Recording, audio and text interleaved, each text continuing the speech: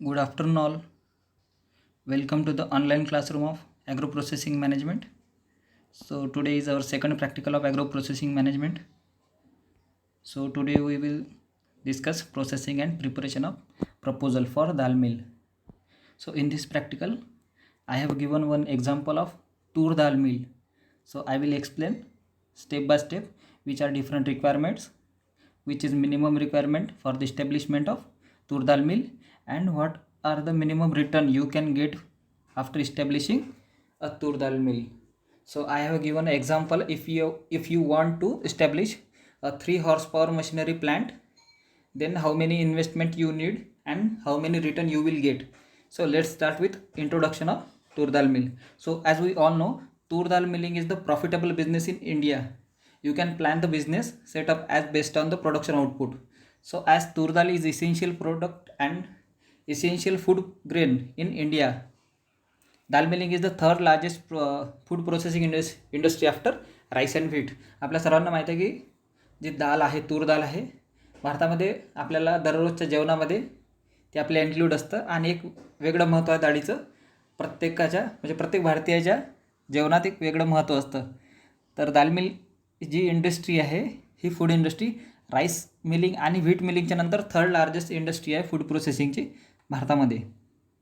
तर हे झालं इंट्रोडक्शन. आणि इंट्रोडक्शनमध्ये आणखी सांगायचं झालं तर जे आपलं पल्सेसचं प्रोडक्शन आहे दरवर्षी हे 12 ते 15 मिलियन टन्स पर इयर असतं. Means about 15 to 16 or 12 to 15 million tons pulses are produced in our country. Then the next one is subsidies available. So which are different subsidies available for the startup of dal mill industry. So to establish tur dal mill project, you can also avail subsidies around 25% in rural and urban areas. म्हणजे तुम्हाला rural किंवा urban एरियामध्ये जर सुरू करायची असणार तर 25% तुम्हाला सबसिडीज मिळू शकतात गव्हर्नमेंटकडून किंवा वेगवेगळ्या फायनान्शियल इन्स्टिट्यूटकडून. देन काही डिफिकल्ट एरियाज राहतात किंवा काही नक्षलाइज एरिया आहे, त्या एरियामध्ये जर तुम्ही तुमचा सेटअप सुरू करत असणार तर त्या एरियामध्ये तुम्हाला 33% मशिनरी कॉस्ट अँड अदर सेटअपसाठी मिळणार. Then each and every state will be getting the subsidies from government to encourage the entrepreneurs. म्हणजे जे प्रत्येक स्टेट गव्हर्नमेंट असतं हे स्टेट गव्हर्नमेंट केंद्र सरकारकडून किंवा सेंट्रल गव्हर्नमेंटकडून ह्या सर्व गोष्टी घेणार आणि एंटरप्रिनरला इन्करेज करण्याकरिता हे त्यांना सबसिडी म्हणून देणार. So this amount will be released at 2 intervals, at first instalment at second instalment. म्हणजे हे जे रक्कम आहे तुम्हाला 2 इन्स्टॉलमेंटमध्ये मिळणार, एक फर्स्ट आणि सेकंड इन्स्टॉलमेंटमध्ये. Hence you can avail for this subsidies along with the bank loans which will make you setting up the tur dal mill project specially in rural areas. Generally rural एरियाजमध्ये तुम्हाला तुमचं एक entrepreneurship किंवा उद्योजकता तुम्हाला जर सुरू करायची असणार, तुम्हाला एक उद्योजक व्हायचं आहे तर स्टेट गव्हर्नमेंट तुम्हाला इन्करेज करणार सबसिडी देऊन. Then guidelines for starting up tur dal mill project in India. म्हणजे सुरुवातीला जेव्हा दाल मिल प्रोजेक्ट तुम्ही सुरू करता तर कोणत्या कोणत्या गोष्टी आहेत ह्या तुम्ही लक्षात घ्यायला पाहिजे. So check the space availability for establishing the tur dal mill project plant. तुम्हाला tur dal mill project plant सुरू करण्याकरिता सुरुवातीला तुमची जागेची काय अवेलेबिलिटी आहे हे तुम्हाला पाहावे लागणार. जर तुमच्याकडे अवेलेबल जागा नसणार तर तुम्हाला ती रेंटवर घ्यावी लागणार. Then the next one is you can start up your project own project by either capital. म्हणजे तुमचा प्रोजेक्ट तुम्ही स्वतःच्या कॅपिटल इन्व्हेस्टमेंटवर सुरू करू शकता ऑर द बँक फायनान्स, किंवा तुम्ही फायनान्स करून तो प्रोजेक्ट सुरू करू शकता. लोन घेऊन तुम्ही ते प्रोजेक्ट सुरू करू शकता. If you go for a bank finance then you need to provide collateral security. म्हणजे तुम्हाला कोणतंही लोन जर बँकेकडून घ्यायचं असणार तुम्हाला काहीतरी कोलॅटरल सिक्युरिटी बँकेमध्ये द्यावी लागणार. Then the machinery process varies based on the type of dal. For the example tur dal machinery is based on cost of the machinery. म्हणजे तुम्हाला कोणती डाळ प्रोसेस करायची आहे, तूर दाल करायची आहे, उडीद दाल प्रोसेसिंग करायची आहे, और एनी अदर कोणतीही पल्सेस म्हणजे कोणतीही डाळ तुम्हाला प्रोसेस करायची आहे तर ही वेगवेगळ्या मशिनरी वेगवेगळ्या प्रोसेसेसवर डिपेंड असतं. कारण प्रत्येक डाळीची प्रोसेसिंगची प्रोसेस ह्या थोड्याफार वेगळ्या असू शकतात. तर ह्या झाल्या guideline tur dal mill project सुरू करताना. Then the next one is so I have given some examples of sample project report. तुम्हाला एक सॅम्पल प्रोजेक्ट रिपोर्ट तयार करताना tur dal मिल सुरू करण्याकरिता तुम्हाला एक प्रोजेक्ट प्रपोजल द्यावं लागणार. त्या प्रोजेक्ट प्रपोजलमध्ये कोणत्या कोणत्या महत्त्वाच्या गोष्टी असतात ह्या गोष्टी मी तुम्हाला आता डिटेलमध्ये सांगणार आहे. So first of all technical aspects of तूर dal mill project. Technical aspect कोणते कोणते आहेत आणि मी टेंटेटिव्ह नंबर्स दिलेले आहेत की कमीत कमी एवढी रिक्वायरमेंट राहणार. So the production capacity of तूर दाल मिल इज 159 और नियर अबाउट 160 kg पर आवर. म्हणजे जे तूर दाल मिल असतं त्याची जी प्रोडक्शन कॅपॅसिटी आहे, मी सांगितलं होतं सुरुवातीला की 3 हॉर्स पॉवरची आपल्याला मशीन सुरू करायची आहे किंवा 3 हॉर्स पॉवरच्या मशिनरीचा आपल्याला एक प्रोजेक्ट सुरू करायचा आहे. तसं ह्या मशिनरी तुम्हाला 1 हॉर्स पॉवरमध्ये सुद्धा अवेलेबल असतात आणि 3 हॉर्स पॉवर आणि 6 हॉर्स पॉवरमध्ये. तर त्यांच्या वेगवेगळ्या प्राइसिंग किती राहतात हे सुद्धा आपण समोर पाहणार आहे. तर आपण 3 हॉर्स पॉवरची आपल्याकडे मशीन आहे, तर त्याची प्रोडक्शन कॅपॅसिटी नियर अबाउट असतं 160 kg per hour. Then the number of shifts to be 2. Generally ज्या मोठ्या मोठ्या ऑर्गनायझेशन असतात त्यामध्ये प्रोसेसिंग इंडस्ट्रीमध्ये 4 शिफ्टमध्ये काम होतं, बट दाल मिल इंडस्ट्री ही जनरली 2 शिफ्टमध्येच काम करतं. The minimum daily production capacity for the mill should be 2.53 tonnes. म्हणजे एका दिवसामध्ये 2.5 टनपर्यंत किंवा 2.5 टन्सपर्यंत प्रोडक्शन कॅपॅसिटी किंवा प्रोसेसिंग कॅपॅसिटी त्या प्लॅन्टची असतं. म्हणजे तुम्ही 16 आवरमध्ये 2 शिफ्ट म्हणजे किती होतात, 16 आवर्समध्ये तुम्हाला 2.5 टन्स तुमचं दाल प्रोसेसिंग होणार. Then 70% of capacity utilisation should be present. म्हणजे तुम्ही एका दिवसामध्ये 2.5 टन तुमची 100% कॅपॅसिटी तुम्ही एवढं करू शकता, पण त्याच्या तुम्ही 70% तरी प्रोसेसिंग केली पाहिजे एका दिवसामध्ये. Then the number of working days per annum should be minimum 300 days. Generally in any organisation the minimum working days are 300. म्हणजे 365 दिवस वर्षामध्ये असतात, त्यापैकी 300 दिवस हे वर्किंग असले पाहिजेत. अदर दिवस तुम्हाला फेस्टिवल और कोणत्याही त्या वेगवेगळ्या सुट्ट्या राहणार, त्या सुट्ट्या पकडून तुम्हाला 300 दिवस वर्किंग लागणारच. कारण जर 300 दिवस वर्किंग नसणार तर प्रोडक्शन कमी होणार आणि अल्टिमेटली प्रॉफिट कमी मिळणार. The animal production of the mill should be 6%. कमीत कमी 6% प्रोडक्शन तरी एका मिलने रेग्युलरली एका वर्षात केलं पाहिजे. Loss during dehusking should be 6%. जे डिहस्किंग असतं ही सगळ्यात महत्त्वाची प्रोसेस असते की ज्यामध्ये जो वरचा कोटिंग आहे हा रिमूव्ह केला जातो आणि त्याचे 2 हालमध्ये त्यांना स्प्लिट अप केलं जातं डाळीला. तर जेव्हा डिहस्किंग होतं तेव्हा जे नुकसान होतं हे कमीत कमी 6% असलं पाहिजे. 6%पेक्षा कमी असलं तर ठीक आहे, जर जास्त असणार तर प्रोडक्शन अल्टिमेटली किंवा प्रोसेसिंग कमी होणार. Then the net production per annum should be 500 tonne. कमीत कमी एका वर्षामध्ये 500 टनपर्यंत तुम्हाला प्रोसेसिंग करावी लागणार. जसं मी सांगितलं की 160 kg पर आवर होते, तर त्यानुसार जर आपण एका वर्षाचं पाहिलं तर ते नियर अबाउट 750 टन्सपर्यंत येतं. पण 6% लॉसेस आणि हे सर्व गोष्टी पकडून किंवा मिनिमम आपण 70% कॅपॅसिटी पकडून जर चालला तर कमीत कमी 500 टनपर्यंत एका वर्षामध्ये प्रोडक्शन यायला पाहिजे. हे झाले टेक्निकल ॲस्पेक्ट्स तूर दाल मिलसाठी. Then infrastructure requirement. तुम्हाला कोणतं कोणतं इन्फ्रास्ट्रक्चर लागणार, म्हणजे जागा वगैरे किती लागणार. तर इन्फ्रास्ट्रक्चरमध्ये 3 गोष्टी महत्त्वाच्या असतात: land, power requirement and water. म्हणजे तुम्हाला किती जमीन लागणार, तुम्हाला तिथे पॉवर रिक्वायरमेंट किती लागणार, electricity. Then water requirement. So the land area should cover at least 1000 square feet to set up तूर दाल मिल प्रोजेक्ट. तुम्हाला कमीत कमी 1000 स्क्वेअर फीट म्हणजे जेवढं तुमचं घराची साईज असतं तेवढी तुम्हाला एक जागा लागणार तुम्हाला तूर दाल मिल सुरू करण्यासाठी. Then power requirement. तुम्हाला 25 किलोवॅट पॉवर अवेलेबिलिटी असली पाहिजे ज्या एरियामध्ये तुम्ही तुमची इंडस्ट्री सुरू करता. Then the third one is water quantity required is minimum level. तुम्हाला कमीत कमी पाण्याची अवेबिलिटी असली पाहिजे अशा जागेवर तुम्हाला इंडस्ट्री सुरू करावी लागणार तुमची. हे झाले infrastructure. Then project economics for तूर दाल मिल प्रोजेक्ट. तर आपला इकॉनॉमिक्सचा पार्ट येत नाही आपल्याला सुरुवातीला, पण तरीही मी काही व्हॅल्यूज मेन्शन केल्या आहेत की ह्या कमीत कमी रिक्वायरमेंट आहे. तुम्ही 3 हॉर्स पॉवरचा एक मशिनरी प्लॅन्ट सुरू करता 1000 स्क्वेअर फीट एरियामध्ये, तर 1000 स्क्वेअर फीटमध्ये तुम्हाला कमीत कमी किती खर्च लागू शकतो ही एक आयडिया आहे. त्यामुळे मी ह्या व्हॅल्यूज मेन्शन केलेल्या आहेत. So the cost involved for the site development. तुम्हाला साईट डेव्हलपमेंटसाठी कोणत्या म्हणजे किती रुपये लागू शकतात कमीत कमी, तर 40,000 रुपयापर्यंत तुम्हाला साईट डेव्हलपमेंटसाठी लागणार. Then the cost involved for the construction of work shed. So about 5 lakh rupees minimum for the construction of your site. Then cost involved in setting up plant and machinery. तुम्हाला मशिनरी आणि प्लांट सेटअप करताना कमीत कमी किती खर्च येणार. 3 horse power machine near about 1.5 or 1.6 लाखपर्यंत तुम्हाला मिळणार. तर ती कॉस्टिंग पकडून तुम्हाला सेटअपसाठी 2,00,000 रुपये लागणार. देन द मिसलिनियस म्हणजे जे असे काही चार्जेस आहेत जे आपल्याला लक्षात राहणार नाहीत किंवा कोणते कोणते असे मिसलिनियस आहेत जे आपण या लिस्टमध्ये मेन्शन केलेले नाहीत, असं आपल्याला कमीत कमी वेगळा 50,000 रुपये खर्च पकडावा लागणार, म्हणजे 50,000 again miscellaneous charges. Then pre operative expenses involved 35,000 आणि प्री ऑपरेटिव्ह जे एक्सपेन्सेस लागणार हे 35,000 लागणार. So the total cost fix cost capital investment is 8.25 lakh.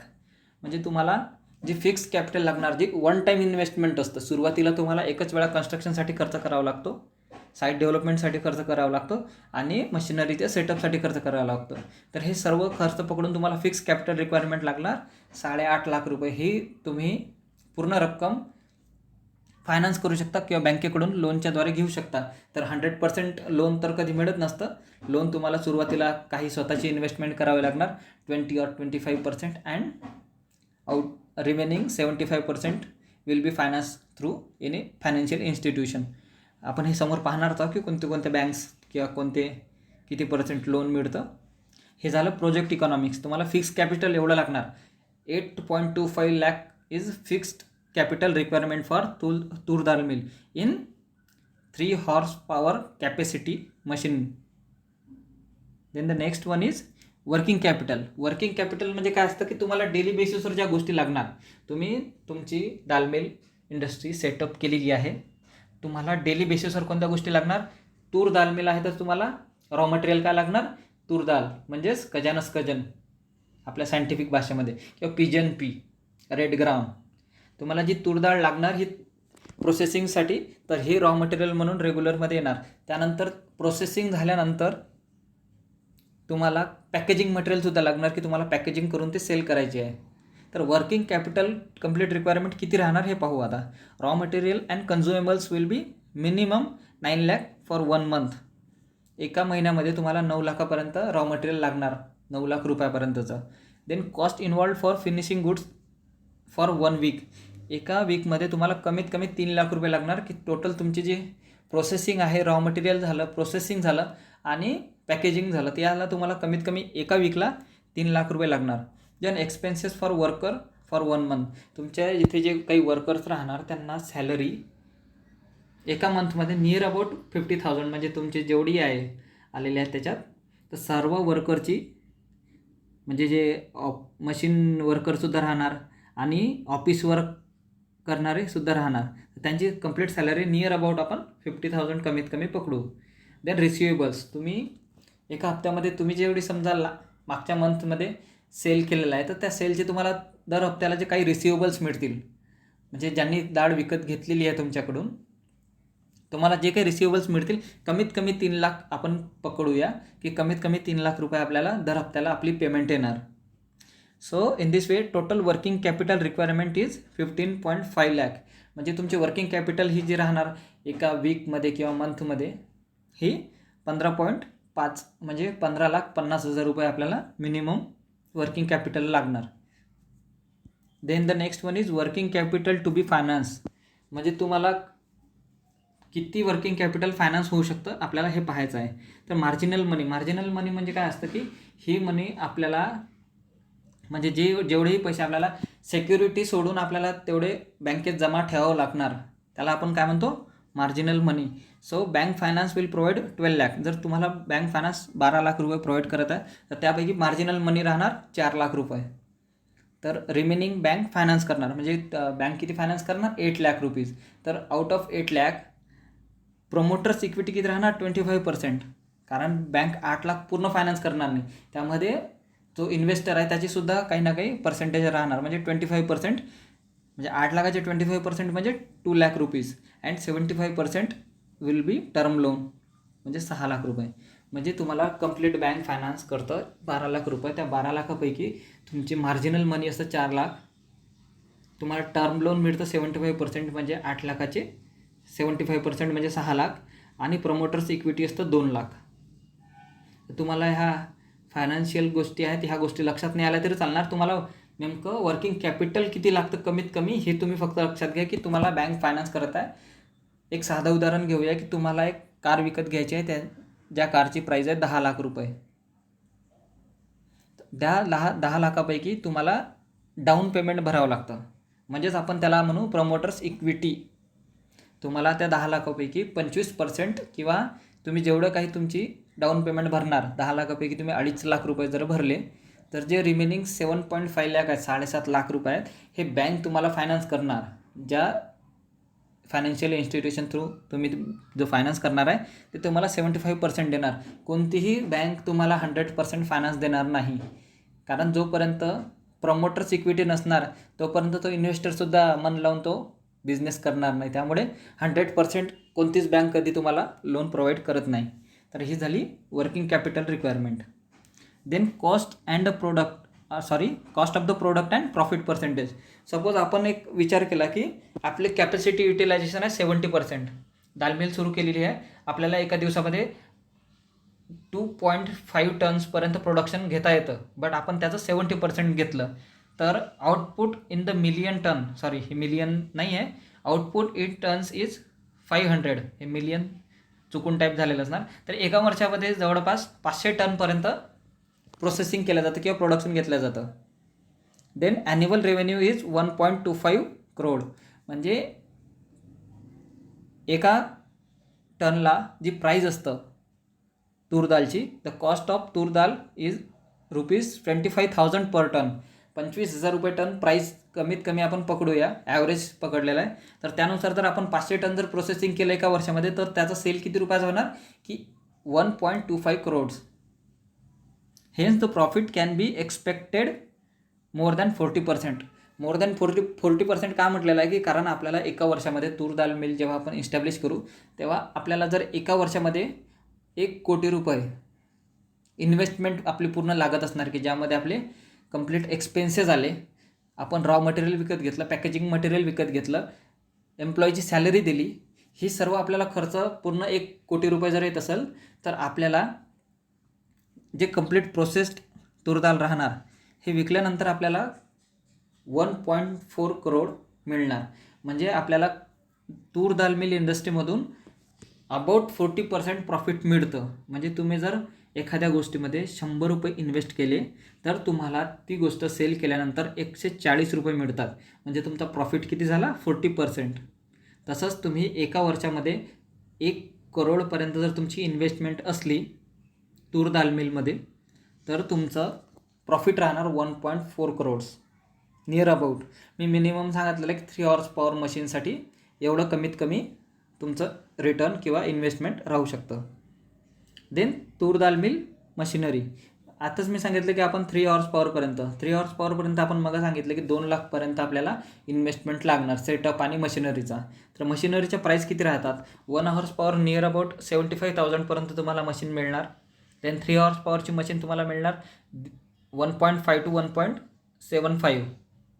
म्हणजे 1.5 ते 1.5 लाख किंवा 1,75,000पर्यंत तुम्हाला 3 हॉर्स पॉवरची मशीन मिळणार. Then 6 horse power machine up to 3.5 to 4 lakh. म्हणजे 3.5 ते 4 लाखापर्यंत तुम्हाला 6 हॉर्स पॉवरची मशिनरी मिळणार. आणि सेटअपसाठी जर पूर्ण खर्च पाहिला तर 7 लाख रुपये त्या मशिनरीच्या सेटअपला तुम्हाला लागणार. तर 3 प्रकारच्या मशिनरीज असतात, मॅन्युअल, सेमी ऑटोमॅटिक आणि फुली ऑटोमॅटिक.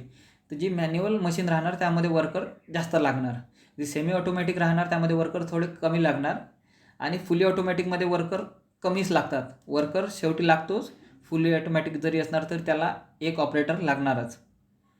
तर या मॅन्युअल, सेमी ऑटोमॅटिक आणि फुल ऑटोमॅटिक काय फरक राहणार की जी प्रोडक्शन कॅपॅसिटी आहे ही फुल ऑटोमॅटिकची जास्त राहतं as compare to manual. Then the registration and licensing for the tur dal mill project. So if you want to register your project or your industry, so what you will require? So for setting up this type of business require different types of licensing, permission and registration. So this include registration of business, trade license and from municipality authority, and you should get also registering from for LLP or private limited. म्हणजे तुम्हाला जी low liability profitable company तयार करायची आहे किंवा private limited company तयार करायची आहे, तर तुम्ही ज्या एरियामध्ये राहता त्या एरियामध्ये जर तो म्युन्सिपल एरिया असेल तर तुम्हाला त्या ऑथॉरिटीची रजिस्ट्री किंवा परमिशन लागणार, किंवा तुम्ही जर रुरल एरियामध्ये राहत असणार तर रुरल एरियामध्ये जो काही नगरपंचायत असणार किंवा ग्रामपंचायत असणार, ग्राउंड लेवलपासून तुम्हाला ही रजिस्ट्री करावी लागणार. तर तुम्हाला वेगवेगळे लायसन्सिंग, परमिशन किंवा रजिस्ट्रेशन लागणार. त्यानंतर देन आफ्टर रजिस्टरिंग, म्हणजे तुम्ही एक वेळा ही कंपनी तुमची रजिस्टर केली, त्यानंतर then after registering you need to apply for MSME Udyog Aadhaar registration. जे आता मिनिमम आपलं MSME जे प्रोव्हाइड करतं उद्योग आधार रजिस्ट्रेशन, तर ते रजिस्ट्रेशन तुम्हालासुद्धा महत्त्वाचं असतं की जे तुम्हाला ऑनलाईन करावं लागणार. Then later you need to apply for FSSAI registration. म्हणजे तुम्ही, कारण फूड प्रोसेसिंग होत आहे, फूड प्रोसेसिंग म्हणलं की FSSAIचा तुमचा रोल हा महत्त्वाचा असतो की तुम्हाला ते सर्टिफिकेशन लागणार. देन GST रजिस्ट्रेशन, म्हणजे तुम्हाला एक GST रजिस्ट्रेशन करावे लागणार, कारण तुम्ही जर ते लँड रेंटवर घेत असणार तर तुम्हाला त्यासाठी GST नंबरसुद्धा महत्त्वाचा राहणार. Then this type of factory or industry does not need any NOC from pollution control board because there is no pollution while processing of तूर dal. That's why there is no requirement of NOC, no objection certificate from the pollution control board. म्हणजे तुम्हाला registry करायची आहे, तर registry तुम्हाला तूर dal mill सुरू करताना तुम्हाला ज्या एरियामध्ये तूर दाल मिल सुरू करायची आहे त्या तिथे तुम्हाला रजिस्ट्री करावी लागणार. तर रजिस्ट्री केल्यानंतर तुमच्या इंडस्ट्रीची नोंद घेतली जाणार. त्यानंतर जे आता सध्या नवीन स्कीम आहे की ज्यात तुम्हाला उद्योग आधार स्कीम आहे, त्या उद्योग आधार स्कीमनुसार तुम्हाला जी MSME उद्योग आधार स्कीम आहे त्यामध्ये तुम्हाला रजिस्ट्रेशन करावं लागणार. त्यानंतर तुम्हाला सर्टिफिकेशन लागणार फूड सेफ्टी ऑथॉरिटी ऑफ इंडियाचं. त्यानंतर GST नंबरसुद्धा लागणार की तुम्हाला बिझनेस करायचा आहे, तुमचं ट्रान्झॅक्शन होणार फायनान्शियल, त्यामुळे तुम्हाला GST नंबरसुद्धा लागणार. तर ह्या सर्व गोष्टी तुम्हाला रजिस्ट्रेशन आणि लायसन्सिंगच्या पूर्ण कराव्या लागणार. देन प्रोसेस ऑफ तूर dal milling. The basic process in tur dal milling is cleaning the raw material, adding oil and sun or mechanical drawing. म्हणजे तुम्हाला सुरुवातीला जे बेसिक प्रोसेस असतं दाल मिलिंगमध्ये, हे रॉ मटेरियल क्लिनिंग करणं, त्यानंतर ऑइल ॲड करणं आणि त्याचं सन किंवा मेकॅनिकल ड्राईंग करणं. Then grading, conditioning, dehusking, splitting, separation, polishing and bagging. ह्या महत्त्वाच्या प्रोसेस असतात. आता ही प्रत्येक प्रोसेस आपण डिटेलमध्ये पाहूया next स्लाईडपासून. So first one is pre-cleaning. So in this process of pre-cleaning, raw material that is tur is pre-cleaned to remove impurities like stone, dust particles with specialized destoner machine installed in the plant. म्हणजे pre क्लिनिंगमध्ये सुरुवातीला cleaning केलं जातं. Cleaning कशाचं केलं जातं की raw material जे राहतं तुमचं जे तूर राहणार की त्याचं प्री क्लिनिंग केलं जाणार. Then the next step is drying and cooling. So from the storage tank it is transferred to the dryer to reduce moisture level. From the dryer it is taken to the cooling bins which maintain the moisture level of तूर. म्हणजे तुम्हाला drawing आणि cooling करावं लागणार की ज्यामुळे तुमचं moisture maintain केलं जाणार. ही झाली नेक्स्ट स्टेप. त्यानंतर डिहस्किंग ही सर्वात महत्त्वाची स्टेप राहतं. So in the dehusking process the outer cover of raw material that is tur is removed by passing it through the several hulls. In this process, some of the tur grains are split into two hulls. From the tur dal is transferred to drying yard and drying machine. म्हणजे या डिहस्किंग प्रोसेसमध्ये जे outer coating असते, outer coating वेगळं होतं आणि त्या तूरचे 2 भागामध्ये विभाजन होतं किंवा स्प्लिटिंग होतं आणि ते विभाजन झाल्यानंतर जेव्हा ही प्रोसेसवरून बाहेर येते त्याला ड्राईंगसाठी पुन्हा बाहेर घेतलं जातं किंवा ड्राईंग मशीनमध्ये टाकलं जातं. Then splitting and grading. So after drying process is over then the grains which are not yet split into two halves. तर जे एकडं तुम्ही डिहस्किंग केली त्यामध्ये काही काही असे राहणार की ज्यांचं डिहस्किंग झालेलं नाही ते पुन्हा तुम्हाला मशीनमध्ये टाकावं लागणार. So splitting and grading. Then sorting. So after grading the tur dal according to the size, it goes to the cooler sorter machine where the grain sorted according to the colors. म्हणजे जे grains असतात हे according to colour sorting होणार आणि green colour आणि जे other impurities आहेत ह्या निघून जाणार. Then polishing. So after sorting the next step is polishing. The finished product of tur dal comes from sorter machine now undergoes different quality of polishing based on the customer needs. म्हणजे कस्टमरच्या ज्या गरजा राहणार त्यानुसार ती polishing केली जाते. म्हणजे त्याला सिंगल पॉलिशिंग किंवा डबल पॉलिशिंग ज्या प्रकारची पॉलिशिंग लागतं ती केली जातं. आणि जनरली जे हेल्थ कॉन्शियस कस्टमर राहणार ते अनपॉलिश्ड डाळच वापरणार. त्यामुळे पॉलिशिंग केली जातं. आणि काही डाळ अनपॉलिशसुद्धा असतं की जे काही कस्टमरला अनपॉलिश डाळ लागतं त्यांना ती अनपॉलिश डाळसुद्धा सेल केल्या जाणार. तर ही झाली पॉलिशिंग. तर इथपर्यंत ही प्रोसेस झाली मशिनरीची. After polishing the next is packaging. ही लास्ट स्टेप आहे. आणि ही सेपरेटली पॅकेजिंग मशीन ही वेगळी राहतं ज्यामध्ये हे पॅकेजिंग केलं जाणार. So after the product is properly cleaned and process it undergoes the process of packaging. So the products are packaged according to the customer needs. So I have given example of Lakshmi tur dal mill की एक industry आहे पुण्यामध्ये की ज्या इंडस्ट्रीचं पॅकेजिंगमध्ये generally किती packets ते पॅकेज करतात. So 500 gram, 1 kg, 5 kg, then 25 kg, म्हणजे 1 kgपर्यंत 5 किंवा 25 kgपर्यंत ते पॅकेजिंग करतात. देन द पॅकेजिंगमध्ये काय होतं, the finished polished product is then packed according to the customer needs. म्हणजे कस्टमरला किती किलोची पॅकिंग लागणार त्या अकॉर्डिंग ही पॅकेजिंग केली जातं.